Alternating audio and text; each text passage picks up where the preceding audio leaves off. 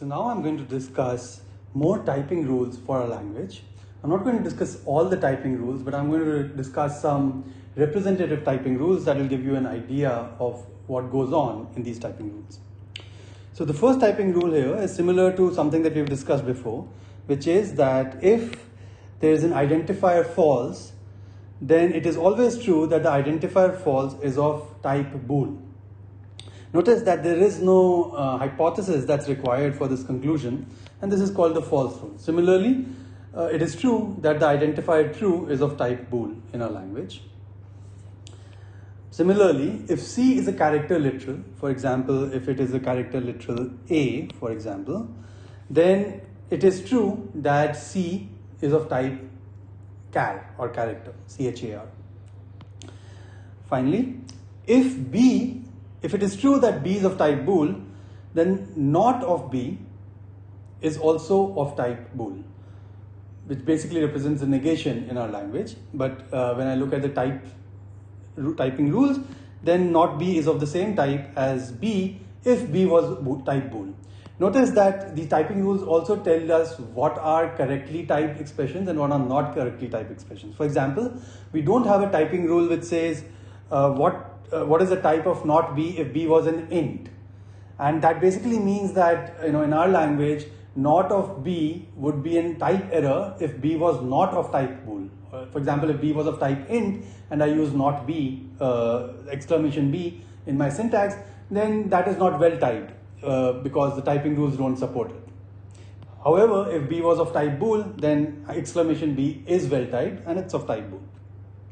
Similarly, if it is true that some expression E1 is of type bool and it is true that E2 is of type bool, then it is true that E1 logical and E2 is also of type bool.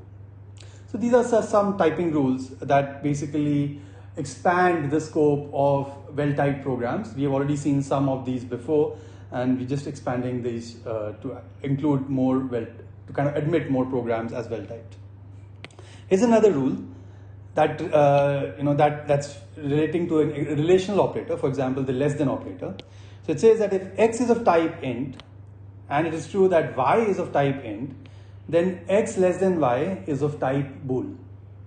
Now notice that this assigns a type to this relational expression x less than y. But for example, if x was of type int and y was of type bool, then we don't have any type rule that basically assigns a type to x less than y, and that would be qualified as a type error. So for example, which of these are well typed? Is exclamation 3 well typed? The answer is no. Is 1 greater than 2 well typed? Well, 1 is of type int, 2 is of type int, and 1 greater than 2 becomes a relational operator, which kind of falls in the same category as less than, and so the answer is yes. Is true greater than false a well-typed expression? Well, the answer is no, because we don't have a rule which says how the relational operator should be typed if both the left-hand side and the right-hand side are bools. We only have a rule for ints but not bools, and so in this case the answer is no. And similarly, in this case the answer is no, because even if one of them is a bool, which means not an int, then we don't know how to type this relational expression. Okay. Our language supports the sequence operator, which is a semicolon operator similar to C and C++. And here is a rule for the sequence operator. It says that if it is true that E1 is of type T1 and E2 is of type T2, then E1 semicolon E2, which means E1 sequence with E2, is of type T2. So basically in our language, this evaluation of E1 semicolon E2 is going to represent an expression that evaluates to the value that E2 evaluates to. And so when you sequence these expressions in this way, the type of this expression is also the same type as the type of E2, which in this case is T2. Notice that it requires, this expression is well typed only if both E1 and E2 are well typed. So for example, is this expression well typed? 2 plus 3 semicolon 4 plus 5? Well, the answer is yes, because we know that 2 plus 3 is well typed. We know that 4 is well typed. Both of these have type int. We know that this expression is well typed because this will have the type int based on the sequence rule. And then if this is int and this is 5 and I do a plus, then that is also well typed. So this entire expression is well typed. Now let's look at this expression. Is this expression well typed? Well, this has type int based on our rules. This has type bool based on our rules. So this whole thing has type bool based on our rules. This has type int, but we don't have a rule which says what is the type of bool plus int, a term of type bool plus a term of type int. And so this is not well typed. Similarly, we have a typing rule for scope. So if the programmer creates a new scope using these curly braces, then if the original expression, if it was true that the original expression E was of type T, then this new expression which creates a new scope and puts E inside that scope is also of the same type T. So for example, this expression here is well typed because we know that this expression is of type int. And so because of that, this expression is of type int using the scope rule. And because of that, this expression is of type int because of the sequence rule. And so the answer here is yes, this is a well-typed expression. All right, now I'm going to come to one of the more complicated expressions, which is the assignment expression. So firstly, let's understand what the assignment expression says.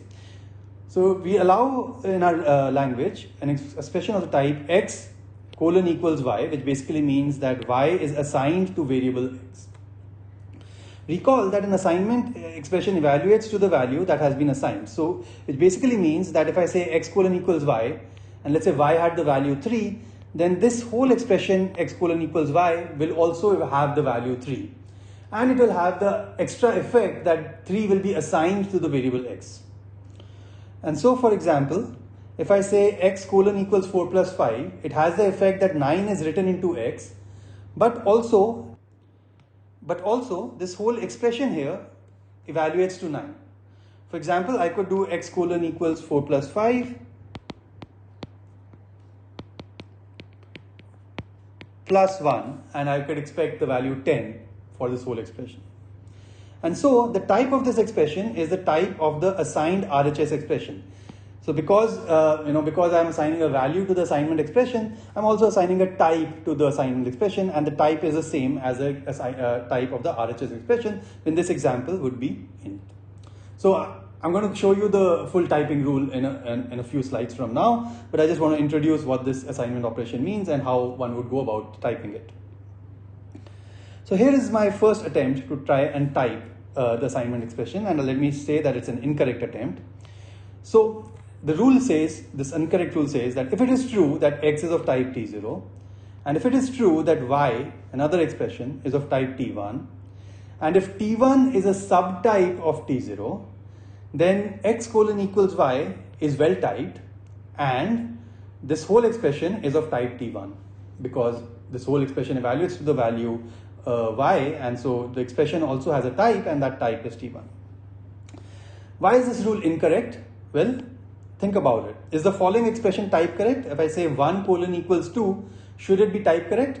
Well, it appears that this rule allows, this type rule deems this to be type correct. For example, you can, in this case, 1 is of type int, so t0 would be int. 2 is of type int, so t1 would be int. t1 is a subtype of t0 because int is a subtype of itself.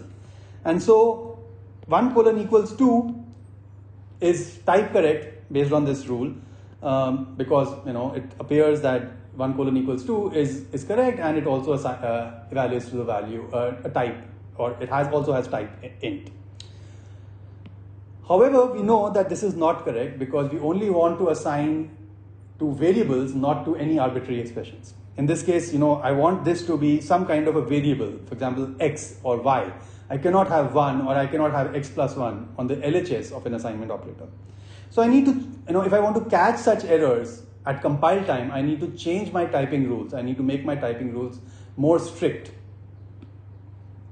So let's try to understand how we would make the type rules more strict. We want to say that 1 colon equals 2 is incorrect, but we want to say that x colon equals 2 is correct. So we want to have a way of distinguishing between the type of 1 and the type of x, even though they may both have, have the type int, but we want to have some difference between the two types. So 1 is of type int, And so the difference is that x is also of type int, but x is a type of type reference to int. And so we call the type of 1 an int value type, and we call the type of x an int reference type, and we represent an int reference type with an ampersand operator just after int. So for any type, so this is not just specific to the int type, we can have a reference type for the bool type or for any other type in our system, for example the char type. But the important thing here is that we need to have a way to distinguish between the two types, and the two types are the reference type and the value type for any underlying type. In this case, it's the int type. So we have the int reference type, which is represented as int ampersand, and the int value type, which is represented as int. Reference type and value types. So, for example, if I is an integer literal, then it is true that I is of type int. And when I say int, I mean the value type int. So, for example, if 1 was an integer literal, 1 is an integer literal, then it is true that 1 is of type int. However, if the user declares a new variable, and we're going to see how declarations work later on, but let's just say that x was declared as of type int, then in this code here, we want to be able to allow assignments to x. For example, we need to be able to allow x colon equals 1. And so what should be the type of x in this region, in this code region? Can it be just the value type int? Well, we already said that the value type cannot be on the LHS of an assignment, and so if we give it the value type, then x colon equals 1 will be disallowed.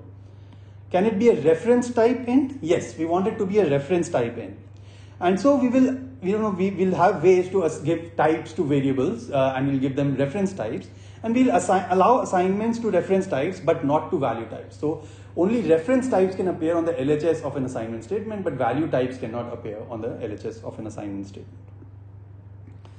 So a term x of reference type int ampersand can be safely used in any context where a term of type int was expected. So here's another interesting thing about reference types.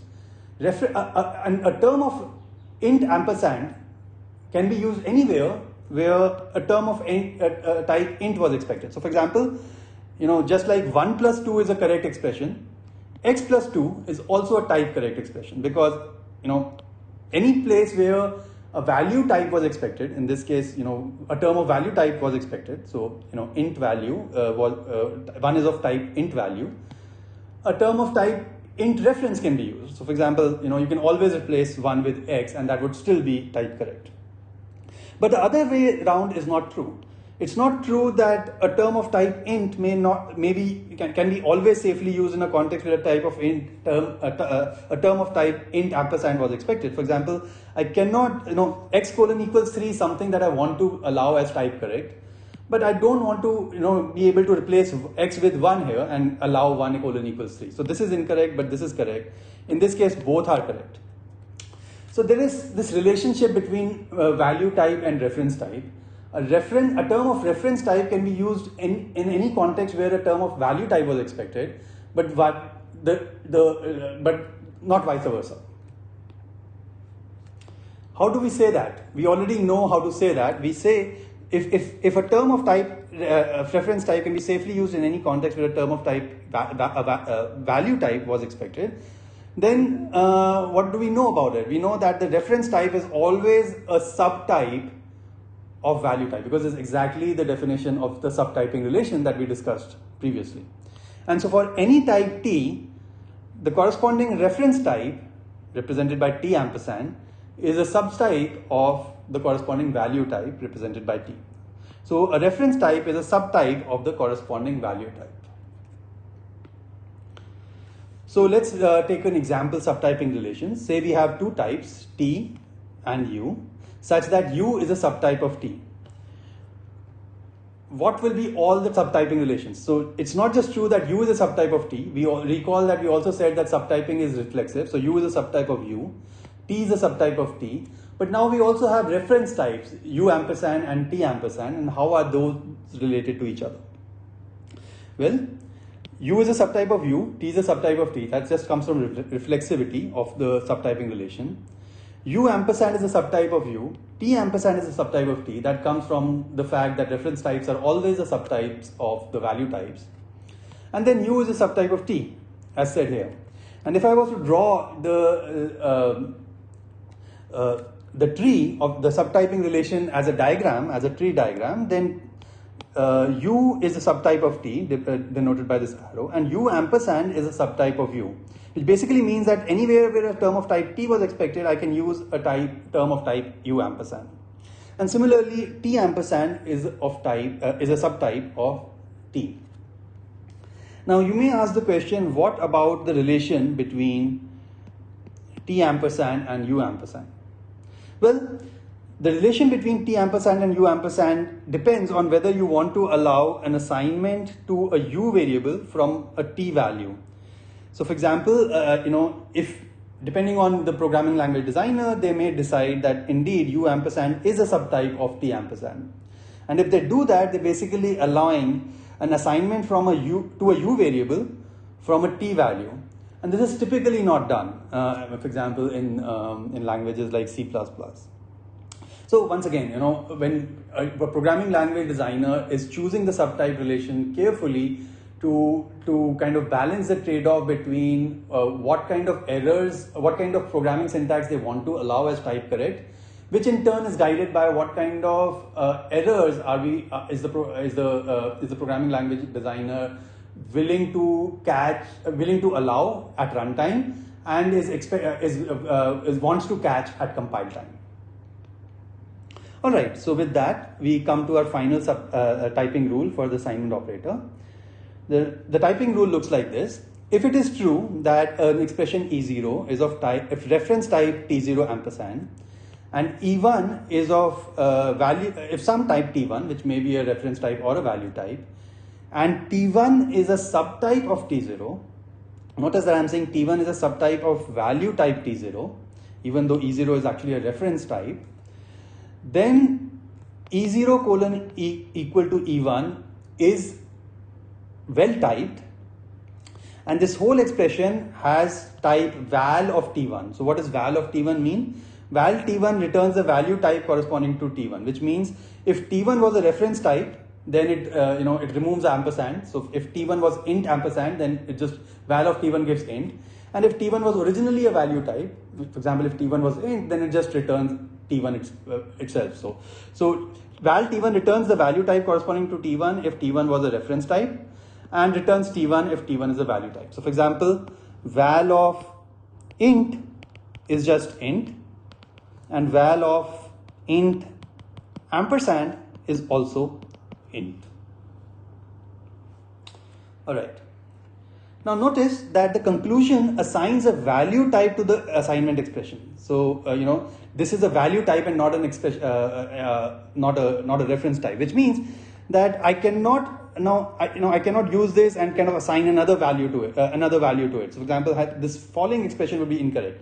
So x colon equal to y, this thing has a value type and not a reference type, and so it cannot appear at the left hand side of an expression of an assignment operator, and so this is not type correct based on our typing rule. Now I'll leave this as an exercise. You can change this typing rule so it starts accepting this expression above, and I'll let you figure that out. And if you do that, you also want to figure out whether doing that, what would be the execution semantics of that. Your typing rules will also dictate what the corresponding execution semantics are. So for example, what should the value of z be assigned to? Should it be assigned to x or should it be assigned to y? And depending on that, you would probably want to choose what, how you change the conclusion of your typing rule.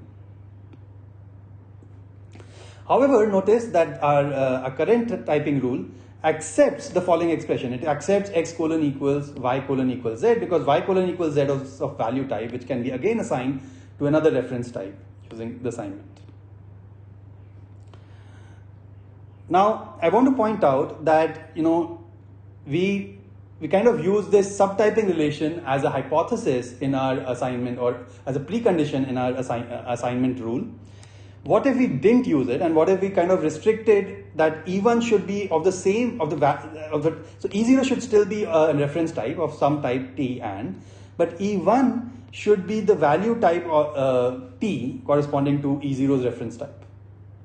In which case, this is a valid well-typed expression and has type T. Now, clearly this rule is shorter and simpler than the rule that I had earlier.